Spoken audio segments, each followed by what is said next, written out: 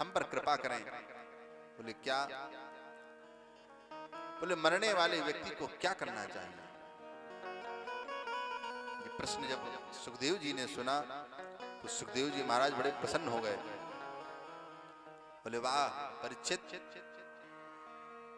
तुम्हारा प्रश्न बहुत सुंदर है। मरने वाले व्यक्ति को क्या करना चाहिए? कभी कोई संत महात्मा मिले अच्छे तो उनसे ये न पूछना कि हमारे लड़के की नौकरी कब लगेगी, हमारे पास गाड़ी कब आएगी। ये सब तुच्छ सी चीजें हैं, साधारण सी। उनसे अगर पूछना तो तत्व ज्ञान लेना। यहाँ पर आए हो इस माघ के मेले में, इस महाकुंभ में आए हो, बड़े बड़े संत महात्मा यहाँ पर विराजमान हैं। यदि कोई ऐसे अवसर मिले जिसमें उनसे सत्संग हो सके तो उनसे अपने जीवन का तत्व ज्ञान ही उनसे पूछना चाहिए। और यही पूछा परीक्षित जी ने, मरने वाले व्यक्ति को क्या करना चाहिए, हम सबको मरना। जब प्रश्न पूछा तो सुखदेव जी देखिए आज बोल रहे हैं इतने दिनों में, और बड़ा सुंदर उन्होंने व्याख्यान किया। वरीयाने वरीयाने सते प्रश्ना। हिराजन तुम्हारा प्रश्न बड़ा सुंदर है, और इससे होगा क्या? इस प्रश्न से ये भी सुखदेव जी कह रहे हैं, कृतो लोक हृतो नृपो। आपके इस प्रश्न से सबका हित होगा। इतना सुंदर प्रश्न है आपका। आत्मविद सम्मता पुंसां श्रोतव्यादिषु या परः। हे राजन,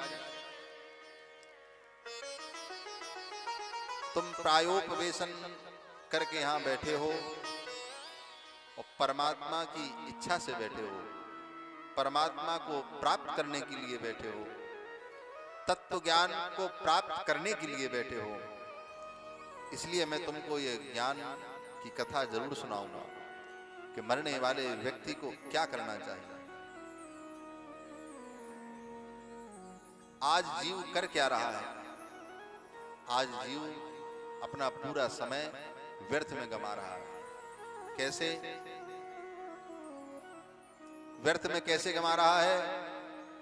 बोले व्यर्थ में इसलिए गंवा रहा है, निद्रया हवियते नक्तम व्यवसायेन च वावयः। सो करके अपना समय व्यतीत कर रहा है।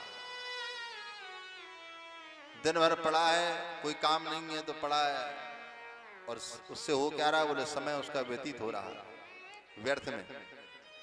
समय रुकता नहीं है। ये कथा हो रही है, यहाँ पर आए हुए जितने भी लोग हैं, कोई आए और चाहे ना आए, ये कथा होगी और अपने समय पर उसका विश्राम भी हो जाएगा। धीमे धीमे करके आज तृतीय दिवस हो चुका है, और इसी प्रकार से ये जीवन गतिमान है, गतिमान रहेगा और आगे बढ़ता जाएगा। इसलिए इसका लाभ उठाइए। और जीव कर क्या रहा है?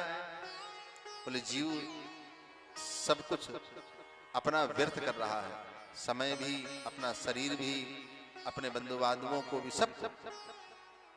तो करना क्या चाहिए? ये भी सुखदेव जी महाराज कहते हैं, तस्मात् भारत सर्वात्मा भगवान ईश्वरो हरि श्रोतव्यः कीर्तितव्यश्च।